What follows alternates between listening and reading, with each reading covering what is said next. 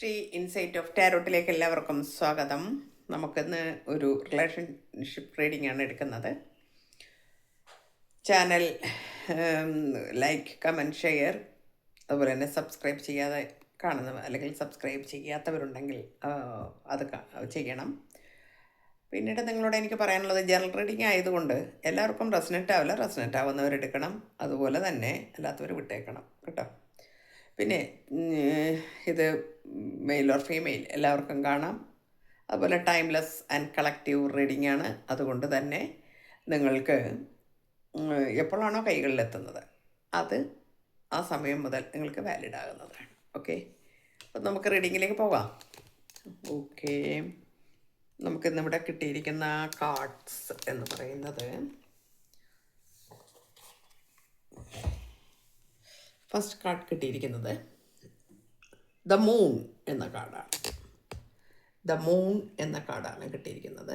The moon എന്ന് പറയുമ്പോൾ ഒരു നിഗൂഢതയുടെ പല കാര്യങ്ങളും ഒളിച്ചു വയ്ക്കുന്നു എന്നാണ്. നിങ്ങളോട് പല കാര്യങ്ങളും പറയാറില്ല എന്നുള്ളതാണ്. പറയാൻ കഴിയാത്ത അവസ്ഥയാണ്, പറയാൻ പറ്റുന്നില്ല, ഒന്നും പറയാൻ കഴിയില്ല. വളരെ വേദനിക്കുന്നുണ്ട്. എല്ലാം പറയണം എന്നൊക്കെ ആഗ്രഹമുണ്ട്, പക്ഷേ ഒന്നും പറയാൻ കഴിയാത്ത അവസ്ഥയിലാണ് നിൽക്കുന്നത്. വളരെ ക്ഷമയോടെ നിൽക്കുന്നു എന്നാണ് കാണിക്കുന്നത്. വളരെ ക്ഷമയാണ്.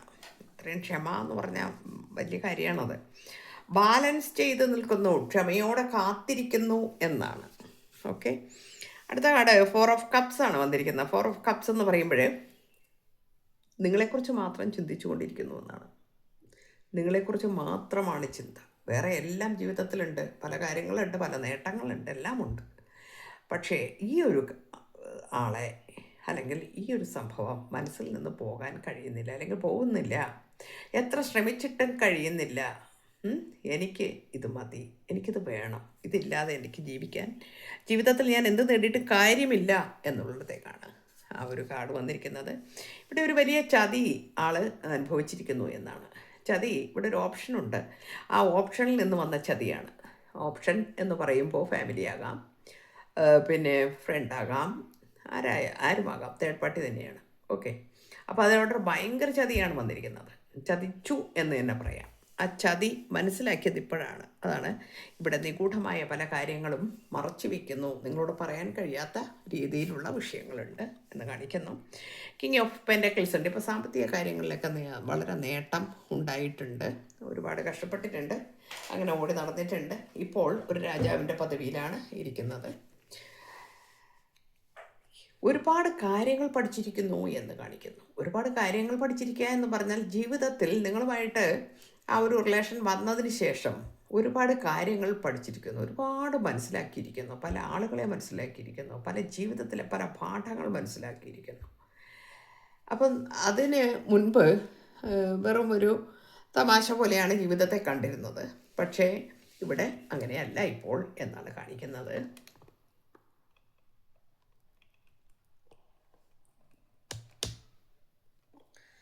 അടുത്ത കാർഡ് വന്നിരിക്കുന്നു 2 ഓഫ് കപ്സ്. 2 ഓഫ് കപ്സ് എന്ന് പറയുമ്പോൾ നിങ്ങൾ സോൾമേറ്റാണ്, നിങ്ങൾ പാസ്റ്റ് ലൈഫ് റിലേഷനുണ്ട്. അതുകൊണ്ടാണ് നേരത്തെ പറഞ്ഞ ഒരു കാർഡ്, ഈ കാർഡ് നമ്മൾ പറഞ്ഞു നമുക്ക് പിന്നെ നിങ്ങളെ തന്നെ ഓർത്തിരിക്കുന്നു എന്നാണ്. ആ കാർഡിൻ്റെ അതിൻ്റെ മഹത്വമാണ് ഇവിടെ 2 ഓഫ് കപ്സ് വന്നിരിക്കുന്നത്. നിങ്ങളെന്ന് പറഞ്ഞാൽ ഇണപിരിയാൻ കഴിയാത്ത തരത്തിലുള്ള ഒരു ബന്ധമാണ് ഇത്. ഇന്ന് ഈ ഒരു ജന്മത്തിൽ വന്ന് കണ്ടുമുട്ടിയ ആളുകളൊന്നുമല്ല നിങ്ങൾ കഴിഞ്ഞ എത്രയോ ജന്മങ്ങളായിട്ട് നിങ്ങൾ ഈ ഒരു ബന്ധം നിങ്ങളുടെ ജീവിതത്തിലുണ്ട്. പക്ഷേ അത് ഇതുവരെ സക്സസ് ആയിട്ടില്ല എന്നാണ് കാണിക്കുന്നത്.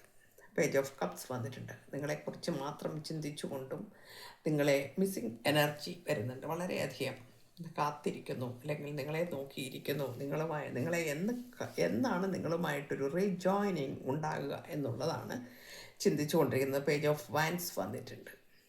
ജീവിതത്തിൽ ആ സന്തോഷങ്ങൾ നേടണമെങ്കിൽ, എൻ്റെ ജീവിതത്തിലെ സന്തോഷങ്ങൾ നേടണമെങ്കിൽ ഈ വ്യക്തി എൻ്റെ ലൈഫിൽ ഉണ്ടാകണം എന്ന് തന്നെ ഉറച്ചു വിശ്വസിക്കുന്നു എന്നാണ്. 2 ഓഫ് വാൻസ് വന്നിട്ടുണ്ട്. ഇനി എന്തൊക്കെ അപ്രതീക്ഷിതമായിട്ടുള്ള സംഭവങ്ങൾ ഇവിടെ വന്നിട്ടുണ്ട് എങ്കിലും, അല്ലെങ്കിൽ ലൈഫിൽ എന്തെല്ലാം തന്നെ പ്രതിസന്ധികൾ ഉണ്ടായാലും ശരി, വളരെ പ്രതീക്ഷയാണ് ആൾക്ക്. വളരെ പ്രോഗ്രസ് ഉണ്ടാവുന്ന, ആഗ്രഹിച്ച് കാത്തിരിക്കുന്നു. എന്ത് വന്നാലും ശരി, ഈ ബന്ധം എനിക്ക് വിട്ടുകളയാൻ കഴിയില്ല എന്ന് തന്നെയാണ് ഇവിടെ പറയുന്നത്. ദ എംപറർ വന്നിട്ടുണ്ട്. എംപറർ എന്ന് പറയുമ്പോഴത്തേന് രാജകീയ പ്രൗഢിയിലാണ്. ആളിച്ചിരി ഈഗോയൊക്കെ ഉള്ള ആളാണ്, പക്ഷെ ഒന്നും തുറന്നു പറയില്ല എന്നുള്ളതാണ്. അതാണ് ആദ്യത്തെ കാർഡ് തന്നെ പറയുന്നത് നമ്മളോട്. ഒന്നും തുറന്നു പറയില്ല, കാരണം വെച്ചാൽ ആരുടെ അടുത്തും ഒന്നും വെട്ടി തുറന്ന് പറയുന്ന ആളല്ല. സമൂഹത്തിൽ കുറച്ച് മാന്യതയും കുറച്ച് ആദരവും ഒക്കെ ഉള്ള ഒരു വ്യക്തിയാണ്. അപ്പോൾ ആ ആൾക്ക് അത് വിട്ട് കളഞ്ഞുകൊണ്ട് വെറും താഴേക്ക് പോകാൻ കഴിയില്ലാത്ത ഒരു വ്യക്തിത്വത്തിന് ഉടമയാണ് എന്ന് കാണിക്കുന്നുണ്ട്. അതുകൊണ്ട് പല കാര്യങ്ങൾക്കും ഒരു തീരുമാനമെടുക്കാൻ കഴിയാതെയും വരുന്നു എന്നാണ്. എന്നാൽ ജീവിതത്തിൽ പല പല സന്തോഷങ്ങൾ, പല കാര്യങ്ങളും നേടിക്കൊണ്ടിരിക്കുന്നു. ഒരു ബുദ്ധിമുട്ടോ കാര്യങ്ങളോ ആ ഒരു വിഷയങ്ങളിലൊന്നുമില്ല തന്നെ. ഞാൻ പറയാം, രാജാവിൻ്റെ പദവിയിലിരിക്കുന്ന ഒരു വ്യക്തിക്ക് പിന്നെ പ്രത്യേകിച്ച് പറയേണ്ട കാര്യമൊന്നുമില്ല. എന്നാൽ അയാളുടെ ജീവിതത്തെ മതിക്കുന്ന ആ ഒരു കാര്യമാണ് നിങ്ങളെ ഓർത്ത് സദാസമയം വ്യാകുലപ്പെടുന്നു. എന്നാൽ അതിനൊരു പിന്നെ വളരെയധികം മാറ്റങ്ങൾ വരും എന്നാണ്. ജീവിതത്തിൽ പല മാറ്റങ്ങളും വരാൻ പോകുന്നു എന്ന് കാണിക്കുന്നു. സന്തോഷം, അയാൾക്ക് വളരെയധികം സന്തോഷം വരാൻ പോകുന്നു. അടുത്ത card the sun. The sun ഇവിടെ സൂചിപ്പിക്കുന്നു നിങ്ങളുടെ ജീവിതത്തിലേക്ക് ഒരു വെളിച്ചം വരുന്നു എന്നാണ്. ഞാൻ കഴിഞ്ഞ ഒരു റീഡിങ്ങിൽ എവിടെയോ കണ്ടു, ഒരു കമൻറ്റ് കണ്ടതാണ്. സൂര്യൻ ഉദിക്കുന്നുമില്ല അസ്തമിക്കുന്നുമില്ല, അത് അറിവുള്ളവർക്കറിയാം എന്നൊരു കമൻറ്റ് കണ്ടു. ആ ചേട്ടനെ ഞാൻ പേരൊന്നും ഞാൻ നോക്കിയില്ല, അങ്ങനെ കണ്ടു കമൻറ്റ്. ഞാനൊരു തിരക്കിലായിരുന്നു, കണ്ടു. അപ്പം ഇവിടെ ശാസ്ത്രീയമായിട്ടുള്ള ചില വിഷയങ്ങളൊന്നും അല്ല പറയുന്നത്. ആദ്യം അത് മനസ്സിലാക്കുക. നിങ്ങളുടെ ജീവിതത്തിൽ ഒരു സൂര്യൻ ഉദിക്കും എന്ന് പറഞ്ഞാൽ നിങ്ങളുടെ ജീവിതത്തിൽ ആ ഒരു വെളിച്ചം വരുന്നു എന്നാണ്. ഇതുവരെ ഇരുണ്ടു മൂടിയ, നമ്മൾ ആദ്യത്തെ കാർഡ് കണ്ടു, ഇരുണ്ടു മൂടിയ ഒരു ദ മൂണാണ് വന്നിരിക്കുന്നത് അല്ലേ. ഫസ്റ്റ് കാർഡ് വന്നിരിക്കുന്നത് ദ മൂൺ. ഒരു ഇരുണ്ടു മൂടിയ ഒരവസ്ഥയാണത്. നമുക്ക് അമാവാസി അതുപോലുള്ള കാര്യങ്ങളൊക്കെ വരുമ്പോൾ അറിയാമല്ലേ. അപ്പോൾ അതേമാതിരി ആണ് മൂൺ കാർഡ് വന്നിട്ടുള്ളതെങ്കിൽ ഇവിടെ സൺ കാർഡാണ് വന്നിരിക്കുന്നത്. ഇവിടെ പ്രോസ്പെരിറ്റിയാണ്, അബണ്ടൻസ് ആണ്, ലൈഫിലേക്ക് വരുന്ന ആ വെളിച്ചത്തെയാണ് കാണിക്കുന്നത്. ഓക്കെ, സൂര്യൻ എന്ന് ഞാൻ ഉദ്ദേശിക്കുന്നത് അതുകൊണ്ടാണ് കേട്ടോ. ആ പറഞ്ഞ ആളിനോട് ഞാൻ ഉള്ള റിപ്ലൈ ആണത്. നമ്മളൊരിക്കലും ശാസ്ത്രീയ സത്യങ്ങൾ ഇവിടെ വിളിച്ചു പറയാൻ നമുക്ക് സമയവുമില്ല, നമുക്കതിനൊട്ട് അറിവുമില്ല. ഓക്കെ, ഞാൻ ടാരോട്ടാണ് പറയുന്നത്. അതിൽ സൂര്യൻ ഉദിച്ചു എന്ന് പറഞ്ഞാൽ ഇതാണ് അർത്ഥം. ഓക്കെ, മനസ്സിലായി കാണുമെന്ന് വിചാരിക്കുന്നു.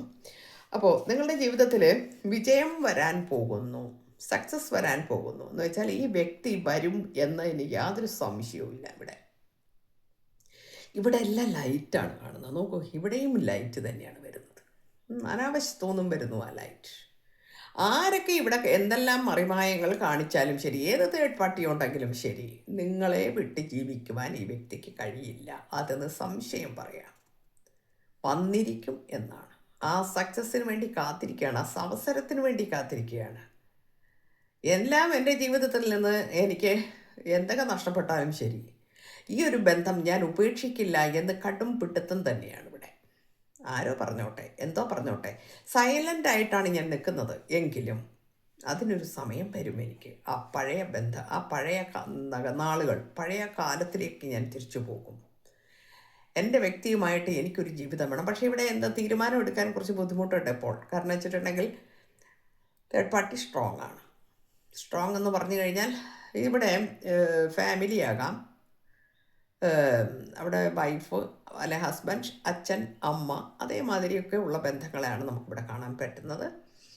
പിന്നെ എക്സ്ട്രാ മാരിറ്റലാകാം. മനസ്സിലായില്ലേ ഞാൻ പറഞ്ഞത്? അപ്പം ഇത്രയും കാര്യങ്ങൾ സിംഗിളാകാം.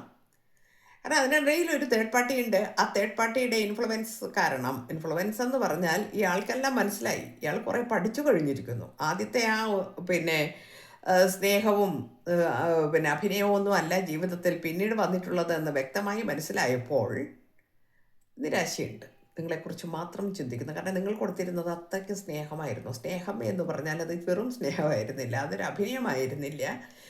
ഒരു കുട്ടികളുടെ ആ ഒരു സ്വഭാവ വിശേഷം, അല്ലെങ്കിൽ ഒരു കുട്ടിത്തം നിറഞ്ഞ ആ ഒരു തമാശയും ചിരിയും നിഷ്കളങ്കതയുമായിരുന്നു നിങ്ങൾ കൊടുത്തിരുന്നത്. അപ്പോൾ അത് മറക്കാൻ ഈ മനുഷ്യന് അല്ലെങ്കിൽ ഈ വ്യക്തിക്ക് ഒരിക്കലും കഴിയില്ല. ഇവിടെ മനുഷ്യൻ എന്ന് പറഞ്ഞത് കൊണ്ട് രണ്ടുപേരുണ്ട്, മെയിലോ ഫീമെയിലോ ആർക്ക് വേണമെങ്കിലും കേട്ടോ, ഹി ഓർ ഷീ. അപ്പോൾ നിങ്ങൾ മനസ്സിലാക്കേണ്ട ഒരു കാര്യമുണ്ട്. നമ്മളെ ചില ജീവിതത്തിൽ നമ്മൾക്ക് നഷ്ടപ്പെട്ടു എന്ന് തോന്നിയാലും അത് യൂണിവേഴ്സ് നമ്മളുടെ അത് കയ്യിൽ തന്നെ എത്തിച്ചു തരും. ഓക്കെ, ഇവിടെ ഒരു അഗ്നിയാണ് ഇപ്പോൾ ഒരു സിംഹത്തിൻ്റെ നേരത്തെ പറഞ്ഞുകൂടെ നമ്മൾ ഒരു എംപററാണെന്ന്. ആ സിംഹത്തിൻ്റെ പ്രൗഢിയോടുകൂടി തന്നെ നിൽക്കുമ്പോഴും നിങ്ങൾ എന്ന അഗ്നി അയാളുടെ മനസ്സിൽ തെളിഞ്ഞു നിൽക്കുകയാണ്, കത്തി നിൽക്കുകയാണ്. അത് അതിങ്ങനെ കത്തി കത്തി പോവുകയാണ്, അതിങ്ങനെ ആളുകയാണ്. അതുകൊണ്ട് തന്നെ നമ്മളുടെ അങ്ങനെയാണല്ലേ, നമ്മൾ തീക്ഷ്ണമായി നമ്മൾ എന്തിനെങ്കിലും ആഗ്രഹിച്ചാൽ പ്രപഞ്ചം നമ്മളുടെ കൂടെ ഉണ്ടാവും എന്നാണ്. തീക്ഷ്ണമായി ഒരു കാര്യത്തെക്കുറിച്ച് മാത്രം നമ്മൾ ചിന്തിച്ചു കൊണ്ടിരുന്നാൽ ഈ ജീവിതത്തിൽ നമ്മൾക്ക് പല പല ജീവിതത്തിൽ പല ആഗ്രഹങ്ങളും ഉണ്ടാവും, നേട്ടങ്ങൾ ഉണ്ടാകും, ഇതെല്ലാം ഉണ്ടാവും. പക്ഷേ നമ്മൾ തീക്ഷ്ണമായിട്ട് ഒന്നിനെക്കുറിച്ച് ചിന്തിച്ചു കഴിഞ്ഞാൽ, അത് അഗ്നിയായി വളർന്നു കഴിഞ്ഞാൽ തീർച്ചയായിട്ടും പ്രപഞ്ചം അത് നമുക്ക് നേടിത്തരും എന്നാണ്. ഇവിടെയും ഇയാളുടെ മനസ്സിൽ നിങ്ങൾ ഒരു അഗ്നിയാണ്. ആ അഗ്നി കെടാതെ സൂക്ഷിക്കുകയാണ് ഇപ്പോഴും ആ വ്യക്തി ചെയ്യുന്നത്. അപ്പോൾ എല്ലാവർക്കും നല്ലത് വരട്ടെ. Thank you universe.